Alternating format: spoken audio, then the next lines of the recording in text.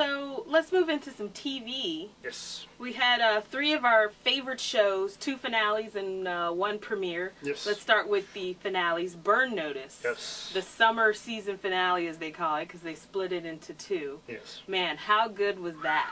The story is basically that someone from Fiona's past finds out she's in Miami and is trying to kill her. And her brother comes to town, and her family doesn't know that Michael is an American and not Irish, so he has to then become Michael McBride, the cover that he was when he and Fiona first met and fell in love. And so then he has to sort of help Fiona get away from this guy using his skills and at the same time keep up his cover. And it really was just a great episode. Yeah, top to bottom, the writing, the acting was just great. Great way to end. And then the finale, in the ending, you know, Fiona's kidnapped, and we find out that Strickler was behind it, and he was the one who brought him to town. So Michael, you know, ends up killing him so he can get to Fiona. And what I was thinking when that happened, I was like, well, is he still going to be trying to get back in? How's it going to happen? What are they going to do now? And then after he saves Fiona, and you think, okay, everything's solved, then they set up, like, the next arc so well. You're like, oh, I can't wait to find out what happens next. Yeah, he basically gave up everything For to save Fiona. her. So, Yeah. And I think she realizes that, so, you know, she'll stick around. She's not going to leave. Right. It was just a great way to end. Great cliffhanger. Yeah, and after talking to all the people at Comic-Con, I was like, you know, they got me really excited for the show. Yeah. So it was a really good ending, I thought. In Plain Sight also had their finale. It was, I thought it was good. It was quite a bit of a downer. You know, Mary takes a bullet in the line of duty protecting a witness who, frankly, she really didn't, like, deserve Mary's protection. No, she should have shot her instead. So, but the great part of it was to see the various emotions of the people in Mary's life. You know, Marshall and Raphael and her mother and her sister. But I guess the real story is the behind the scenes going on at In Plain Sight, where I guess the creator, executive producer David Maples is leaving the show because he and USA Network want to take the show in a different direction. He wants the show to continue on the way it is. The way it is. USA Network, for some reason, wants to change things around. And you had a great saying where you just like, if it ain't broke, don't fix it. The show is fantastic. I don't know why they would want to change that. Well, E! Online, I think it was Natalie Abrams, reported all this, and she was also saying, like, the cop is going to be not a regular on the show anymore. Yeah, the and mom, her mom is not going to be, which I don't mind a mom. I'm fine with that. And the cop is sort of peripheral. He just shows up to help out every once in a while. Yeah, but he's sort of like their, you know, their local connection and That's their way to true. open doors and everything. So that's true. I'm just wondering how this affects Holly Maples on the show, who's married to the creator. Right. Because I think she's been the best thing of this season. I know. The interactions between her and Mary. And I in USA didn't really like the dark humor, like the black comedy humor. I think it's the best part of the show. Like we were talking about before, where one of my favorite lines of the whole thing was when the mobster episode. Yeah. Not the mobster episode, but the gangster episodes where they're talking about the girl who got her mom was killed in front of her. And like, could you, when Holly Maples said, could you imagine your mother being, you know, shot in front of you like that? And Mary just had, this is like this.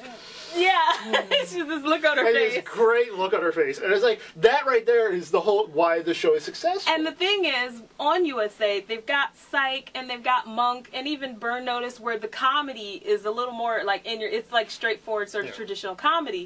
So to have something like In Plain Sight, to have that sort of gallows humor is, you know, it makes it unique to, you know, so. Yeah, so we'll see how the new direction's going to go when the show comes back in like a year. Right, so, I know. That's the thing about cable. Yeah, it's going to take a long time for us to even know what's going on. But in the meantime, we've got Psych, which is back. We're 2 episodes in of the newest season of Psych.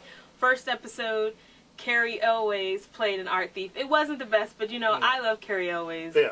So, you know, I can... And they set it up for him to certainly... Come back down the road. Yep. Second episode, Sean's girlfriend shows back up, and, you know, you got to see more of their relationship. Christine Baranski was, like, the big guest star.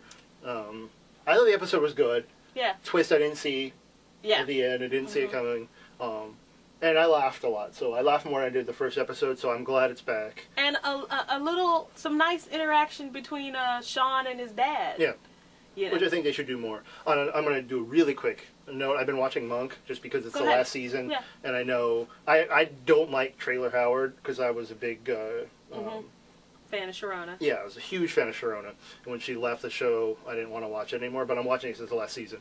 The episodes are good. I'm glad they're going to finally wrap up who killed his wife. Like they're on the road to that. I have one problem with the show, and I'm going to call this the cliche of the week.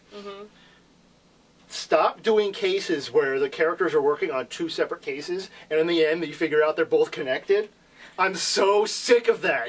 Like, stop doing that.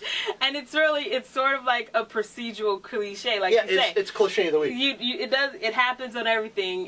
You know, CSI, and CSI is great for that, where they'll be working on 2 separate cases and they somehow magically intertwine. And Law and Order, and like you say, Monk. Yeah, you're right. That's a cliche that could definitely be retired. Yeah, stop that. So that's my Monk problem. And I guess we just got a little bit of news. Yes, just a few.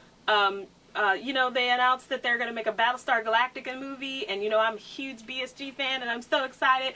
Has nothing to do with the phenomenal, fantastic TV reboot.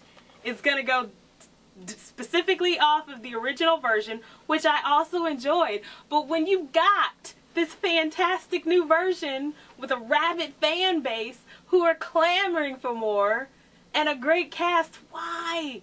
Well, Bryan Singer's going to direct, so, I mean, at least Bryan Singer, but still...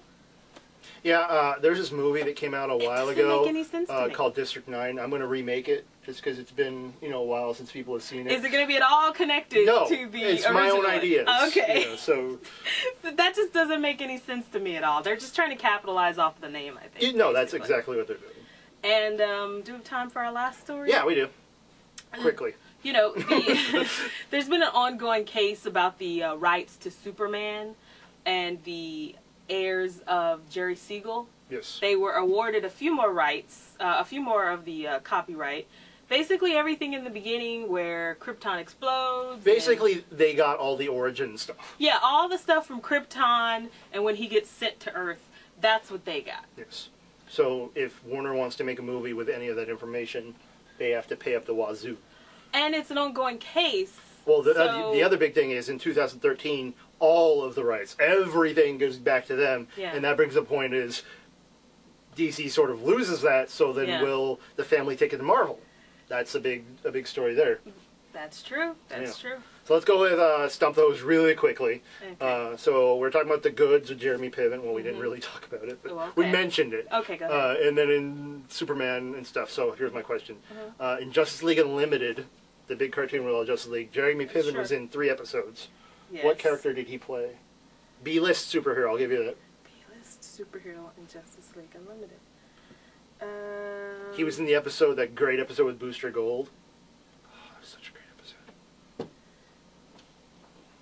I think you might have me on that, because I know all the real Justice Leaguers.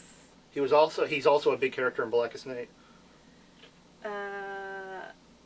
Are you talking about Flash? Nope. I was going to say, he's not the voice of Flash. No, Michael Rosenbaum played Flash. Yeah, that's what I was like. He was the elongated man. Oh, I would have never got that. Exactly. You completely stumped me. Completely. Well, that was hard. It's sort of a DQ on my fault, because that was really hard. So check out our site, inscape.com. We'll be back next week, hopefully with a lot of stuff.